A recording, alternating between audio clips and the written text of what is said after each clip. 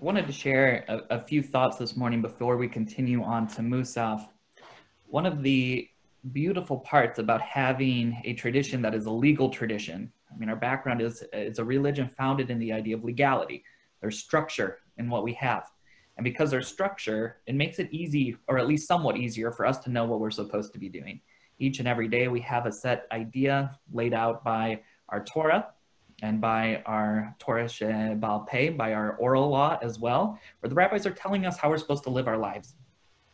But one of the things that's really challenging about a legal tradition, or living in a religious legal tradition, is that sometimes we have to look back at mitzvot, or commandments that are thousands of years old, and try to find meaning in them for us today. And I think one of the biggest challenges, one of the hardest mitzvot for us to do that with, is the idea of Sfirat HaOmer, of counting the Omer. So 2 nights ago, we began counting the Omer, and traditionally we count the Omer from the second night of Pesach all the way until Shavuot. Rabbi Starr spoke about this earlier. And the idea of counting the Omer used to be very much a connection that every single person could relate to. It was an idea of an agricultural holiday. Here begins the barley harvest, and each and every day we're counting our barley harvest, and we're working towards something. We're working towards the big harvest of the summer where we can see the yields of our crop. We understand exactly what's going on. We see it with our eyes. But here we are in the year 2020, and the great majority of us aren't farmers. We don't have that same idea of an agricultural connection to our land. And even if we do have somewhat of an agricultural connection, we're not in Eretz Yisrael, at least for the majority of us on this Zoom this morning. So we don't have that same idea of being able to count down and look towards the summer with that same profundity that our rabbis and our ancestors did.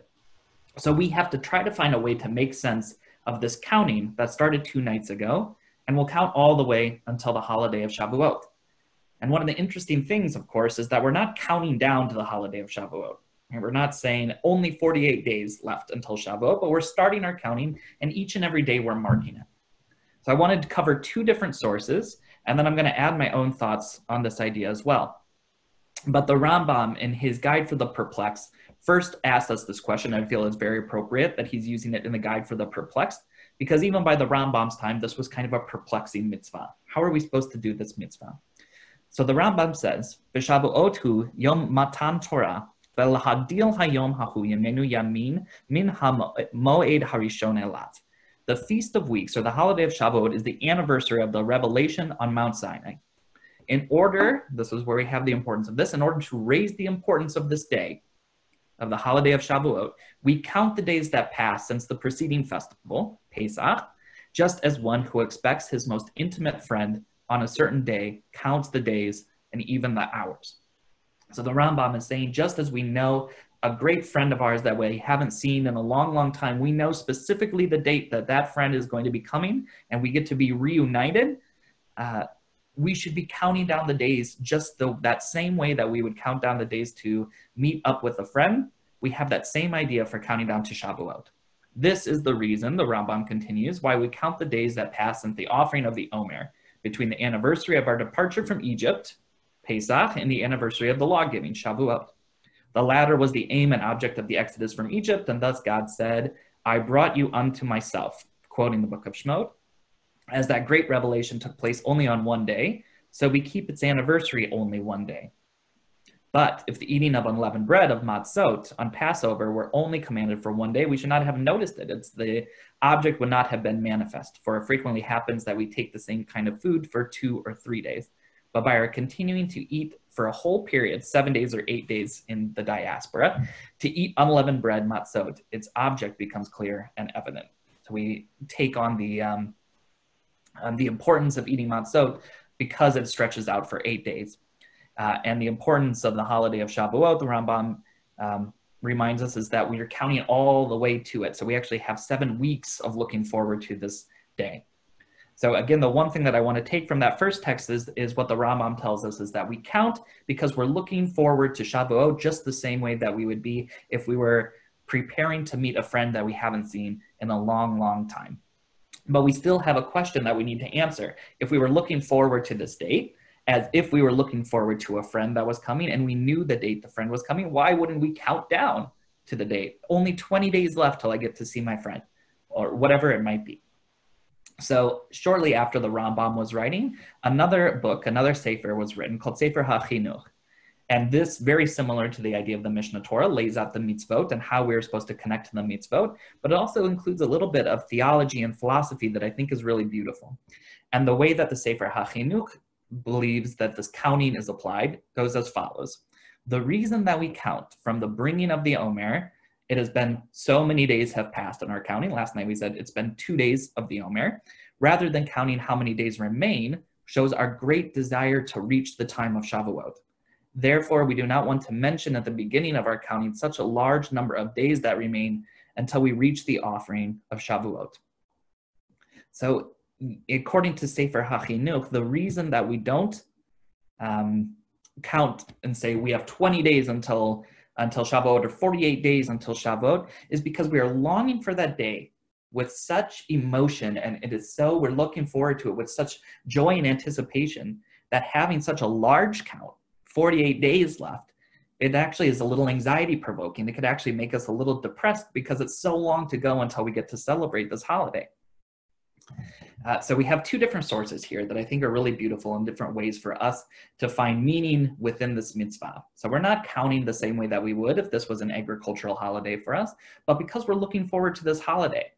But we still have a question of what are these intermediary days for us? How are we going to use each and every single day of the Omer as something that is something significant in and of itself? So I'd like to add one little bit more of an idea.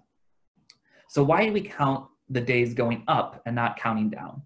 For me, I think this is because the Omer is about marking growth. And just like when we begin a new chapter in our lives that helps us grow, whether it be a relationship or a marriage or a new diet or a health initiative or sobriety, we mark days, weeks, months, and years that bring us from the past to now, because those days have made us into the people that we are today. So the Omer calls on us to channel that same kind of growth, to begin keeping track of ourselves in a very intentional way, beginning on the second night of Passover and keeping tabs on our journey from Pesach to Shavuot. Or if we take the recreation or the pageantry of these holidays seriously, which I think that we should, I think that's what we are meant to be doing, our journey from liberation to revelation. Or if you'll allow me to take it a step further, the journey from our own freedom, our personal freedom, our individual freedom of ridding ourselves of spiritual baggage. So the chametz that we clear out during Pesach, that is something that we're supposed to be spiritually ridding ourselves of, not just physically, but spiritually ridding ourselves of chametz.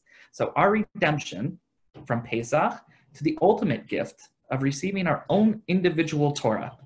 Our individual Torah, which comes to us in the form of understanding ourselves and our connection to other people, to this world, and to God, that comes from 50 days of mindfulness, culminating, but not concluding, with Shavuot. So this year, I'm going to challenge us to take this step together. In our Torah Maps group on Facebook, I'm going to be posting a question of self-reflection each night of the Omer, not on Yom Tov, of course, so any night that's not Yom Tov or Shabbat. But I'm going to be posting a question for us to be thinking about. And you don't have to respond publicly or even privately if you don't want to, but I encourage you to take a look, especially if you don't have a practice of your own for this powerful block of time in our calendar. It is a big chunk that comes with a mitzvah, and it means so much more if we can apply some meaning, some mashma'ut to that mitzvah. So hopefully counting together each night and engaging and wrestling with some questions about who we are and who we want to be will help us mark this period of growth as a synagogue family. Of course, we anticipate the end of this reverse countdown, of getting to the holiday of Shavuot, just as Sefer HaChinuch and the Rambam posit, as if we are greeting a friend from whom we've been apart for far too long.